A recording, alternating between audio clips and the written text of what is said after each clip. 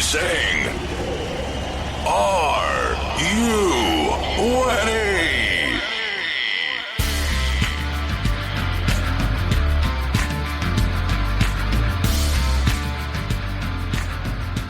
Hi and welcome to From the Shed. I'm Pete George, the host, and in this episode we will be looking at round 9 and 10 of the AFL. We'll be having a little bit of a look at the darts and the match play darts. We'll be looking at golf as well for the first time. And I'll have a few comments as the boring as batshit motorsport that's going on at the moment.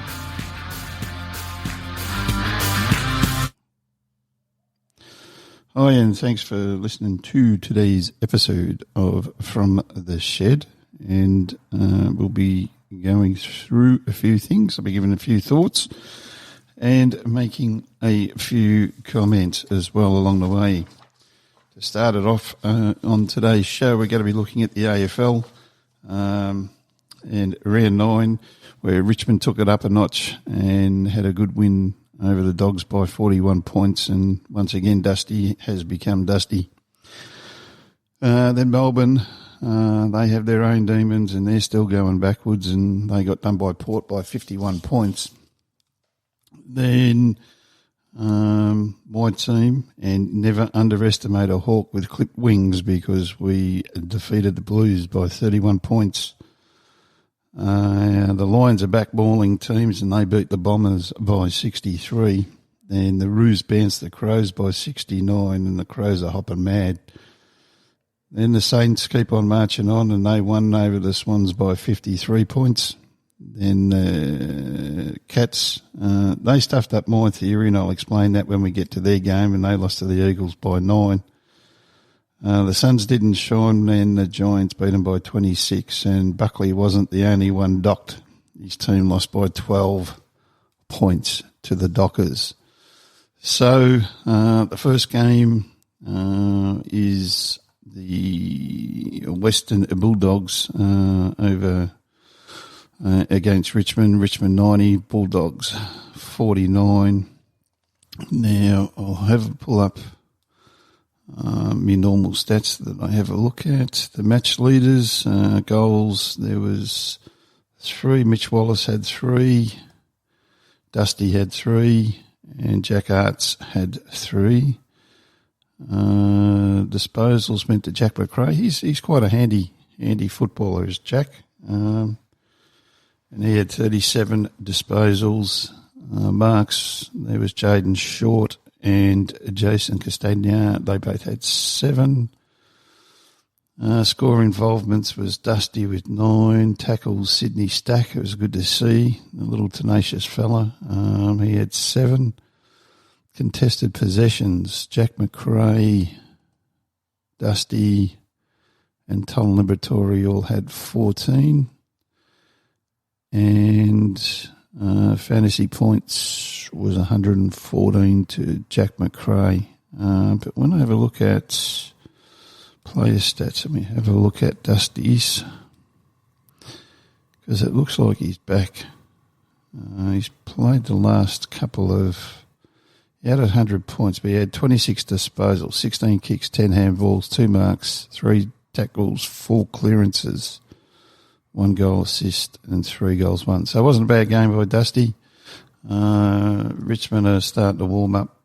I think they're enjoying playing up here on the Gold Coast. Second game was Melbourne and Port Adelaide. Port Adelaide 83, Melbourne 32. Melbourne are in dire straits. I think everybody got excited when they made the finals a couple of years ago, and they're going nowhere. Mitch Georgiadis was the major goal kicker for the game with 3. Travis Boak, Carl A. Morn and Ollie Wines all had 25 disposals. Jack Lever, Sam Mays and Zach Butters, they all had 6 marks. Travis Boak had 9 score involvements. Tommy Rockcliffe starting to show a bit. He had 10 tackles. Christian Petrarca, 15 contested possessions. And Tommy Rockcliffe fired up the fantasy points with 102 fantasy points. Not much in that game. Port Adelaide just played around and got the job done. On the next game up is Carlton versus the Hawks. Now, Alistair Clarkson had been absolutely belted by the media. As usual, he found a way to get a win at Optus Stadium against Carlton. After Carlton have been showing a fair bit of form after smashing the Western Bulldogs, they've sort of pitted out a little bit. The match leaders for that game was Jack Gunston and Levi Casbolt. Both had 3 goals. Tommy Mitchell, 28 disposals. Jacob Wiedering and Jack Gunston, 7 marks each. Jack Gunston, 7 scoring involvements. Tommy Mitchell, 8 tackles. Patrick Cripps, 19 contested possessions. I'm starting to worry about poor Patrick Cripps. He's, the walk and wounded and trying to do the right thing by Carlton Football Club. But I think there needs to come a time when Patrick Cripps needs to do something for himself and go on and join another team, basically. And Tommy Mitchell, 107 fantasy points. Once again, another game with one team dominating in the second half, which was Hawthorn. We got off to our usual slow start. In the first quarter, it was 5 goals, 1-2 goals, so 12-31. And after quarter time, Hawthorn kicked 72 points to 24. So it was a little bit of a domination there. And then we go from that game to Essendon and the Lions. As I said in my intro, the Lions are backmauling teams, and they did that to the Bombers. And here we go. Charlie Cameron had 4 goals. Lachie Neale had 33 disposals. Zach Bailey, Harris Andrews, Sam Skinner, all had 7 marks. Tackles was Will Snelling, Lincoln McCartney, both 6. Contested possessions, Lachie Neale, fantasy points, Lachie Neale, 117. And as you can see from what I've just read out, there is only one Essendon player, Will Snelling, that showed anything, and that was only in tackles. And when you're running around like chooks without your head, like Essendon were in that match,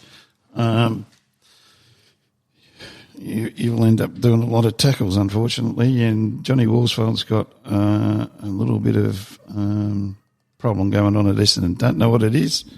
They just don't look switched on like they did earlier on in the season. The Roos have bounced the Crows by 69 points. The Crows don't know where they are. They're in a worse situation than they have been. It's been over a year since they've won a game. So let's have a look at the match leaders for this game, and they will pretty much be, I haven't looked at them all, but they'll pretty much be North Melbourne. Cameron Zuhar had 3 goals. Luke McDonald, 35 disposals. Aaron Hall, 9 marks. He would have been running around putting his hands up and getting those, as he normally does. And score involvements was Jed Anderson and Trent Dumont with 9 each. Tackles was Jed Anderson, Riley O'Brien and Brodie Smith with 8 each. Contested possessions was Jed Anderson with 13. And he ended up with 123 fantasy points to Jed Anderson. And I think we should take 90 of those points off for his man bun that he always wears. But I think that was a standout game from Jed. He's shown a fair bit in previous games, but he really took the the game on this against the Crows, and hopefully he can keep going on with that. The surprise team for me this year is St Kilda, and they keep marching on. They've beaten the Swans now by 53 points. And they are looking the goods this year. They're my little bit of a smoky to make the grand final. Nick Hind, Tom McCartan and Max King all kicked 3 goals. Lukey Parker had 27 possessions. Nick Caulfield had 8 marks. Zach Jones, 9 score involvements. He's starting to show a little bit after he was dropped earlier. Dan Butler keeps on performing, 8 tackles. Contested possessions went to Zach Jones with 14. And once again, Luke Parker leads the fantasy points with 93. But yeah, Brett Ratton, I think I mentioned in an early show, I have always been impressed with his coaching. Carlton should never have got rid of him, but in hindsight, it was probably a little bit of a favour, being through Hawthorn, and he will be success whether it's this year or next year. But he will be successful at St Kilda. Then the Cats. As I said, they stuffed up my theory. Now, I've always believed that the first team that gets to 60 points generally wins. And the Cats were first to 60 and they lost. And they were borderline a rebel when the pressure really, really came on. And I know it was only 9 points, but the Eagles just looked in that last quarter a hell of a lot more sure about what they were doing than Geelong. The match leaders were Josh Kennedy with 4 goals, Dom Sheed with 24 possessions, Mitch Duncan with 11 marks and 8 score involvements. Oscar Allen, Mark Blake Caves and Elliot Yeo all had 5 tackles. Elliot Yeo, Dom Sheed both had 15 contested possessions. Mitch Duncan ended up with 107 fantasy points. Geelong, I think they'll make the 8, but they're not super positive for me to do well. They're a bit like Hawthorn and Sydney, been up there a long time, and they're just starting to show a little bit of age, as in older players not being able to get access to early draft round picks. The wonderful equalisation of the world. Then we go to the Suns versus the Giants. The Suns seem to be they're showing a lot of promise. They're showing a lot of endeavour. They're doing all the right little things, just not winning. I think they tapered off a little bit. But having said that, the Giants are starting to pick up and show their ability. The match leaders for goals was Himmelberg and Jeremy Cameron both had 2. Lockie Whitfield had 29 disposals and 13 marks. Jacob Hooper had 7 score involvements. Sam Collins, 7 tackles. Jacob Hooper, 12 contested possessions. Lockie Whitfield, 119 fantasy points. The big stumbling block for the Suns in this game was that the Giants actually put the pressure on. The Suns have been up there in the top 3 most of the year for pressure, and they weren't there. Their tackle count was down. What was there? Contested possessions were down. Their turnovers weren't at their normal level. Disposal efficiency was down. So there's a lot of areas that they were down. They can take a lot from that. So, yeah, it's not all doom and gloom for the Suns, but it's looking up for the Giants.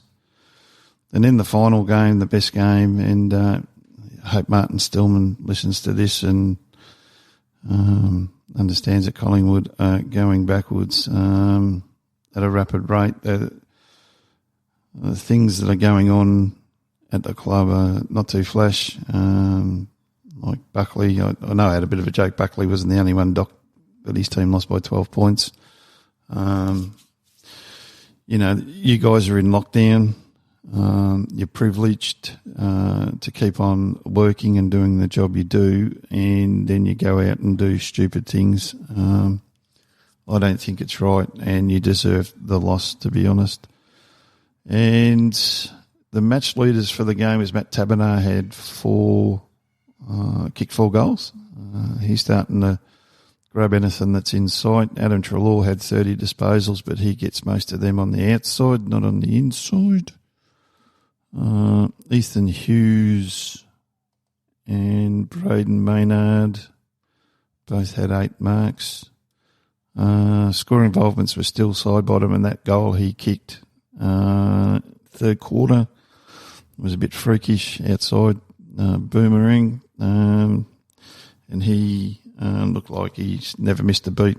And there's another incident, breaking protocols for COVID-19 and being found intoxicated and things like that. So there's another incident for Collingwood. Andrew Brayshaw had 7 tackles. Nat Fyfe had 18 contested possessions.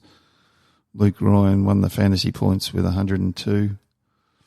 The Dockers are showing a little bit. They've just got to keep assisting, and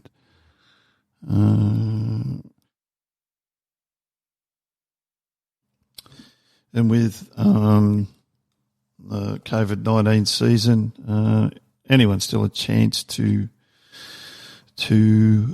stand up and take the premiership. And then last night's game, which is Port Adelaide against the Western Bulldogs, Port Adelaide won by 13, but they were pretty lucky. The Doggies fought back pretty hard in the fourth quarter. They've kicked 18 points in that last quarter, and they played pretty well. Robbie Gray, Toby McLean, Sam Lloyd, and Charlie Dixon all kicked 2 goals. Charlie Dixon was a bit frustrated with delivery, but he got there in the end. Jack McRae had 27 disposals. Hamish Harlett had 6 marks. Sam Lloyd, 7 goal involvements. Tommy Rockcliffe, once again, 15 tackles. Tom Liberatore, 20 contested possessions. Tommy Rockcliffe, his best game for a while, 123 fantasy points. So the rest of the games coming up for this round, the 33 games in 20 days. We've got, I reckon, the best game in the round tonight, which is Richmond versus the Lions at Metricon Stadium. That's at 7:10. Then Wednesday we have a double header, which is Geelong North Melbourne, which Geelong should win that, and Adelaide Crows and Melbourne. I think Crows might get their first win. Collingwood play the Swans, and I think that's at the Gabba, so Collingwood will win that. Gold Coast and St Kilda, that'll be a good clash on Thursday night, and St Kilda will win that. Then Friday, it will be Essendon Giants. Giants will win that. Now, round 10 has 4 teams on a bye, and that is Carlton, Hawthorn, Dockers and Eagles because of travel. Then Saturday, it goes into round 11, but we'll keep going with these games to get you up to date until Monday. Port Adelaide play again against Richmond on Saturday, August the 8th. and Brisbane play Western Bulldogs. And then Sunday, August the 9th, is Eagles and Carlton, and then Melbourne and North Melbourne. And then there's a doubleheader on Monday the 10th, which is Cats and St Kilda and Dockers and Hawthorn. So that's it for the AFL wrap. So next up will be darts.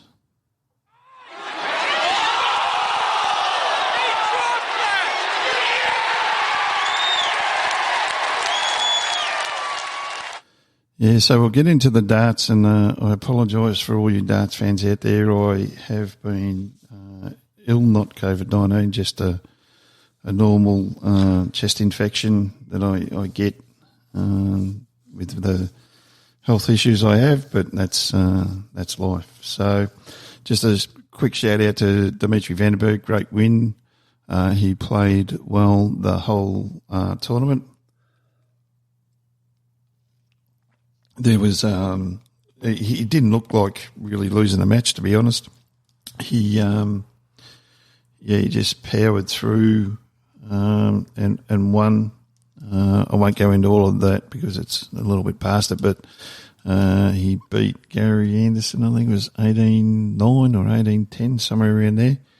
But a great win in his first win of a major tournament at 26, which is well done. Dimitri's two-time junior world champion, so he's had that form there and he did exceptionally well. I did mention I'm going to talk about a few things, and the first one is Simon Whitlock and his points. Now, I know you can use whatever points, there's rules around it, but for Simon to come out and blame the board, I think is ludicrous. If you have a look at his points, they have ridges down the side, and he is the only player I know of on the circuit that within 2 walks to the board, he's pulling out the sisal, and it's not the boards that are doing it, Simon. It is you. I don't care what points you use, but don't bitch and moan about the boards, because it ain't the boards. Bouts outs are minimal. There was probably, I saw from all the matches, probably 6 or 7, and that will happen at your standard. But get over yourself, young man, even though you're a good tosser. Now, the next thing I'll talk about is the incident with the referee Kirk, I can't remember his surname, but and Vincent van der Voort. Now, Vincent did a deliberate underarm through and was called, and at the end of the match, he pointed and what looked like abused Kirk for no reason. Now, the excuse he used, he thought that he said that he stepped over the oche, which he didn't. If you listen to when the incident happened, Kirk clearly stated to you, Vincent, that your dart was thrown underarm and would not count. So I don't know where you went with your aggression towards him. It wasn't good. It was great that you apologised, but it wasn't a really good look. And then the next bit that's getting me excited, and a few of us excited, is that the Premier League is back on Wednesday, August the 26th. It starts at 3:30 Australian Standard Time at the same place they had the World Matchplay.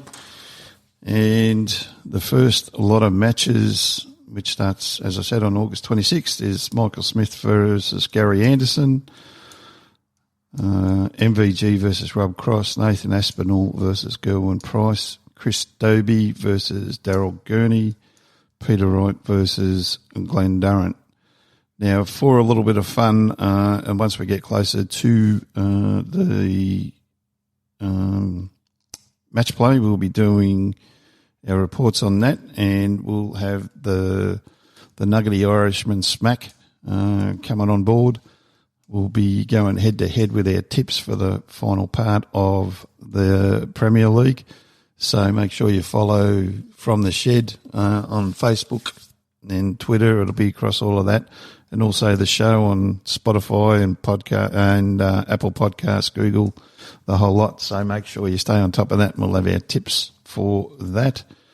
And, yeah, so that's just quickly the darts summary. We'll get a bit more in. Going to talk about a couple of products fairly soon as well in the dart segment. So make sure you stay tuned to the darts.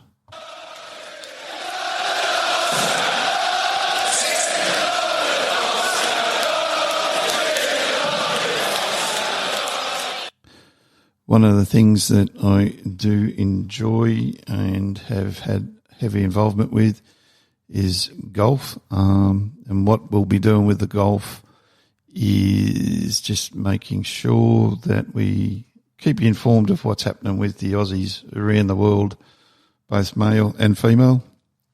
And we will make sure that you are kept informed. So the first we'll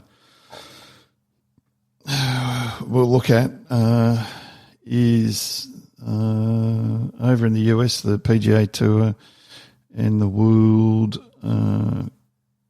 Golf Championship, so the WGC. That was the FedEx St. Jude Invitational of the Aussies. Just waiting for it to come up. Jason Day was tied for 6th.